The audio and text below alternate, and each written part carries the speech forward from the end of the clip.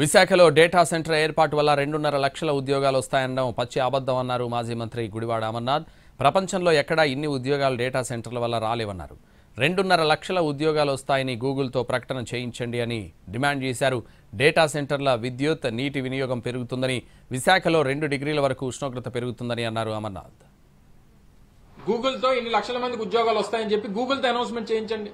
మీరు చెప్పినటువంటి నంబరు 1,88,000 మందికి ఉద్యోగాలు వస్తాయని చెప్పి గూగుల్ చెప్తే, గూగుల్ చేత ప్రకటిస్తే, సరే పార్టీ పక్కన పెట్టి విశాఖపట్నం వాసిగా ఆయన పిలిచి సత్కరిస్తా. విశాఖపట్నంలో ప్రపంచవ్యాప్తంగా 1,88,000 మంది ఉన్నటువంటి గూగుల్ సంస్థకి ఒక విశాఖపట్నంలో డేటా సెంటర్ ద్వారానే 1,88,000 మందికి ఉపాధి కల్పిస్తానని చెప్పి మీరు చెప్తా ఉంటే నమ్మశక్యంగా ప్రజలకు ఉండాలి కదా అనేటువంటిది మా ప్రశ్న. ఇందులో మేమేమి డేటా సెంటర్ వద్దనట్లేదు.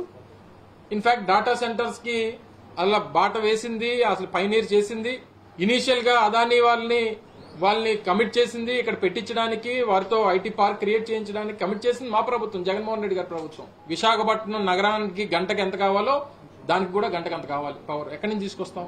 అసెస్ చేశారా? తీసుకురావని నేను చెప్పట్లా. అనుకుంటే అనేక మార్గాలు